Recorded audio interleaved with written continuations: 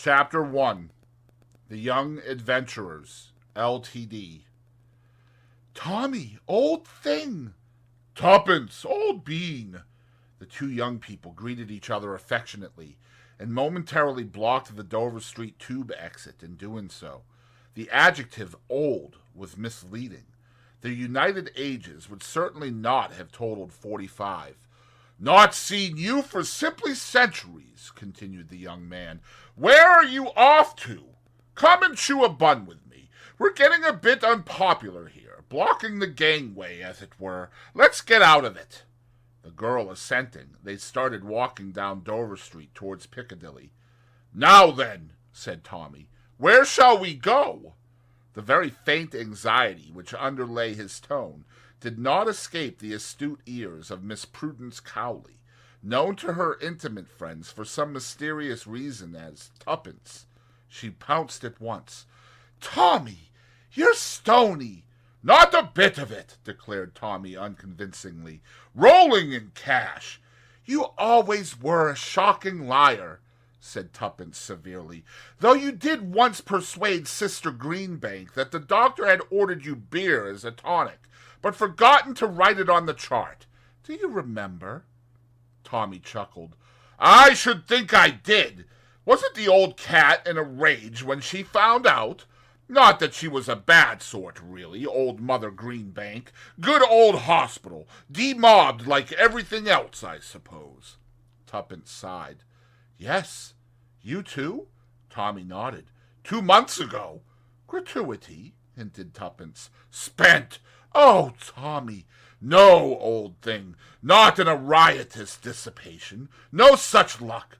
The cost of living, ordinary plain or garden living nowadays is, I assure you, if you do not know—" "My dear child," interrupted Tuppence, "there is nothing I do not know about the cost of living. Here we are at Lyons, and we will each of us pay for our own. That's it." And Tuppence led the way upstairs. The place was full, and they wandered about looking for a table, catching odds and ends of conversation as they did so. "And, do you know, she sat down and cried when I told her she couldn't have the flat after all. It was simply a bargain, my dear, just like the one Mabel Lewis brought from Paris." "Funny scraps one does over here," murmured Tommy. "I passed 2 Johnnies in the street today, talking about someone called Jane Finn. Did you ever hear such a name?" But at that moment 2 elderly ladies rose and collected parcels, and Tuppence deftly ensconced herself in one of the vacant seats. Tommy ordered tea and buns. Tuppence ordered tea and buttered toast. "And mind the tea comes in separate teapots," she added severely. Tommy sat down opposite her. His bared head revealed a shock of exquisitely slicked-back red hair. His face was pleasantly ugly, nondescript, yet unmistakably the face of a gentleman and a sportsman. His brown suit was well cut, but perilously near the end of its tether. They were an essentially modern-looking couple as they sat there. Tuppence had no claim to beauty, but there was character and charm in the elfin lines of her little face, with its determined chin and large, wide-apart gray eyes that looked mistily out from under straight, black brows. She wore a small, bright green toque over her black bobbed hair, and her extremely short and rather shabby skirt revealed a pair of uncommonly dainty ankles. Her appearance presented a valiant attempt at smartness. The tea came at last, and Tuppence, rousing herself from a fit of meditation, poured it out. "Now then," said Tommy, taking a large bite of bun, "let's get up to date. Remember, I haven't seen you since that time in hospital in 1916. "Very well." Tuppence helped herself liberally to buttered toast. "Abridged biography of Miss Prudence Cowley, 5th daughter of Archdeacon Cowley of Little Messendell, Suffolk. Miss Cowley left the delights and drudgeries of her home life early in the war and came up to London, where she entered an officer's hospital. First month, washed up 648 plates every day. Second month, promoted to drying aforesaid plates. Third month, promoted to peeling potatoes. Fourth month, promoted to cutting bread and butter. Fifth month, promoted one floor up to duties of ward maid with mop and pail. Sixth month, promoted to waiting at table. Seventh month, pleasing appearance and nice manners so striking that am promoted to waiting on the sisters. Eighth month, slight check in career. Sister Bond ate Sister Westhaven's egg. Grand row. Ward maid clearly to blame. Inattention in such important matters cannot be too highly censured. Mop and pail again. How are the mighty fallen? Ninth month. Promoted to sweeping out wards, where I found a friend of my childhood in Lieutenant Thomas Beresford. Bow, Tommy, whom I had not seen for 5 long years. The meeting was affecting. 10th month. Reproved by matron for visiting the pictures in company with one of the patients, namely, the aforementioned Lieutenant Thomas Beresford. 11th and 12th months. Parlor maid duties resumed with entire success. At the end of the year, left hospital in a blaze of glory. After that, the talented Miss Cowley drove successively a trade delivery van, a motor lorry, and a general. The last was the pleasantest. He was quite a young general. "What blighter was that?" inquired Tommy. "Perfectly sickening the way those brass hats drove from the War Office to Savoy, and from the Savoy to the War Office." "I've forgotten his name now," confessed Tuppence. To resume, that was in a way the apex of my career. I next entered a government office. We had several very enjoyable tea parties. I had intended to become a land girl, a postwoman, and a bus conductress by way of rounding off my career, but the armistice intervened. I clung to the office with the true limpet touch for many long months, but alas, I was combed out at last. Since then, I've been looking for a job. Now then, your turn. "There's not so much promotion in mine," said Tommy regretfully, "and a great deal less variety. I went out to France again, as you know. Then they sent me to Mesopotamia, and I got wounded for the second time, and went into hospital out there. Then I got stuck in Egypt till the armistice happened, kicked my heels there some time longer, and, as I told you, finally got demobbed, and for 10 long, weary months I've been job hunting. There aren't any jobs, and if there were, they wouldn't give 'em to me. What good am I? What do I know about business? Nothing." Tuppence nodded gloomily. "What about the colonies?" she suggested. Tommy shook his head. "I shouldn't like the colonies, and I'm perfectly certain they wouldn't like me." "Rich relations?" Again Tommy shook his head. "Oh, Tommy, not even a great aunt?" "I've got an old uncle who's more or less rolling, but he's no good." "Why not?" "Wanted to adopt me once. I refused." I think I remember hearing about it," said Tuppence slowly. "You refused because of your mother." Tommy flushed. "Yes, it would have been a bit rough on the mater. As you know, I was all she had. Old boy hated her, wanted to get me away from her. Just a bit of spite." "Your mother's dead, isn't she?" said Tuppence gently. Tommy nodded. Tuppence's large gray eyes looked misty. "You're a good sort, Tommy. I always knew it." "Rot!" said Tommy hastily. "Well, that's my position. I'm just about desperate." "So am I. I've hung out as long as I could. I've touted round. I've answered advertisements. I've tried every mortal blessed thing. I've screwed and saved and pinched. But it's no good. I shall have to go home." "Don't you want to?" "Of course I don't want to. What's the good of being sentimental? Father's a dear. I'm awfully fond of him. But you've no idea how I worry him. He has that delightful early Victorian view that short skirts and smoking are immoral. You can imagine what a thorn in the flesh I am to him. He just heaved a sigh of relief when the war took me off. You see, there are 7 of us at home. It's awful. All housework and mother's meetings. I have always been the changeling. I don't want to go back. But, oh, Tommy, what else is there to do?" Tommy shook his head sadly. There was a silence. And then Tuppence burst out. Money, money, money! I think about money morning, noon, and night. I dare say it's mercenary of me, but there it is. Same here, agreed Tommy with feeling. I've thought over every imaginable way of getting it, too, continued Tuppence. There are only three. To be left it, to marry it, or to make it. First is ruled out. I haven't got any rich elderly relatives.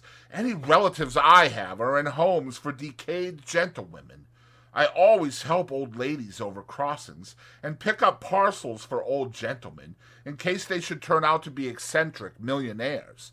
But not one of them has ever asked me my name, and quite a lot never said thank you. There was a pause. Of course, resumed Tuppence, marriage is my best chance. I made up my mind to marry money when I was quite young. Any thinking girl would. I'm not sentimental, you know. She paused. Come now, you can't say I'm sentimental, she added sharply. Certainly not, agreed Tommy hastily. No one would ever think of sentiment in connection with you. That's not very polite, replied Tuppence. But I dare say you mean it all right. Well, there it is. I'm ready and willing. But I never meet any rich men. All the boys I know are about as hard up as I am. What about the general? Inquired Tommy. I fancy he keeps a bicycle shop in time of peace, explained Tuppence. No, there it is. Now you could marry a rich girl. I'm like you. I don't know any. That doesn't matter.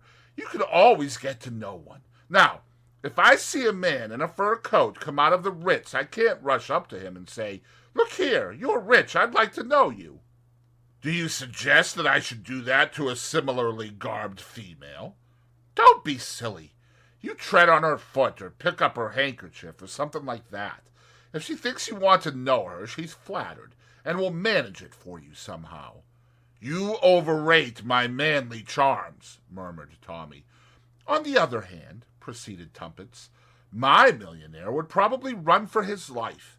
No, marriage is fraught with difficulties, remains to make money. We've tried that and failed, Tommy reminded her. We've tried all the orthodox ways, yes, but suppose we try the unorthodox. Tommy, let's be adventurers. Certainly, replied Tommy cheerfully. How do we begin? That's the difficulty. If we could make ourselves known, people might hire us to commit crimes for them. Delightful, commented Tommy, especially coming from a clergyman's daughter. The moral guilt, Tuppence pointed out, would be theirs, not mine. You must admit that there's a difference between stealing a diamond necklace for yourself and being hired to steal it. There wouldn't be the least difference if you were caught. Perhaps not, but I shouldn't be caught. I'm so clever. Modesty always was your besetting sin, remarked Tommy. Don't rag. Look here, Tommy, shall we really? Shall we form a business partnership? Form a company for the stealing of diamond necklaces? That was only an illustration. Let's have what do you call it in bookkeeping? Don't know, never did any. I have, but I always got mixed up and used to put credit entries on the debit side and vice versa. So they fired me out. Oh, I know, a joint venture. It struck me as such a romantic phrase to come across in the middle of musty old figures. It's got an Elizabethan flavor about it. Makes one think of galleons and doubloons. A joint venture. Trading under the name of the Young Adventurers LTD. Is that your idea, Tuppence? It's all very well to laugh, but I feel there might be something in it. How do you propose to get in touch with your would-be employers? Advertisement, replied Tuppence promptly. Have you got a bit of paper and a pencil? Men usually seem to have, just like we have hairpins and powder puffs. Tommy handed over a rather shabby green notebook, and Tuppence began writing busily. Shall we begin? Young officer, twice wounded in the war. Certainly not. Oh, very well, my dear boy, but I can assure you that that sort of thing might touch the heart of an elderly spinster, and she might adopt you, and then there would be no need for you to be a young adventurer at all. I don't want to be adopted. I forgot you had a prejudice against it. I was only ragging you. The papers are full up to the brim with that type of thing. Now listen, how's this? 2 young adventurers for hire, willing to do anything, go anywhere. Pay must be good. We might as well make that clear from the start. Then we might add, no reasonable offer refused, like flats and furniture. I should think any offer we get in answer to that would be a pretty unreasonable one. Tommy, you're a genius. That's ever so much more chic. No unreasonable offer refused, if pay is good. How's that? I shouldn't mention pay again. It looks rather eager. It couldn't look as eager as I feel. But perhaps you are right. Now I'll read it straight through. 2 young adventurers for hire, willing to do anything, go anywhere. Pay must be good. No unreasonable offer refused. How would that strike you if you read it? It would strike me as either being a hoax or else written by a lunatic. It's not half so insane as the thing I read this morning, beginning Petunia and signed Best Boy. She tore out the leaf and handed it to Tommy. There you are. Times, I think. Reply to box, so-and-so. I expect it will be about 5 shillings. Here's half a crown for my share. Tommy was holding the paper thoughtfully. His face burned a deeper red. Shall we really try it? He said at last. Shall we, Tuppence? Just for the fun of the thing? Tommy, you're a sport. I knew you would be. Let's drink to success. She poured some cold dregs of tea into the 2 cups. Here's to our joint venture, and may it prosper. The Young Adventurers LTD, responded Tommy. They put down the cups and laughed rather uncertainly. Tuppence rose. I must return to my palatial suite at the hostel. Perhaps it is time I strolled round to the Ritz, agreed Tommy with a grin. Where shall we meet, and when? 12 o'clock tomorrow. Piccadilly Tube Station. Will that suit you? My time is my own, replied Mr. Beresford magnificently. So long, then. Goodbye, old thing. The 2 young people went off in opposite directions. Tuppence's hostel was situated in what was charitably called Southern Belgravia. For reasons of economy, she did not take a bus. She was halfway across St. James's Park when a man's voice behind her made her start. Excuse me, it said, but may I speak to you for a moment?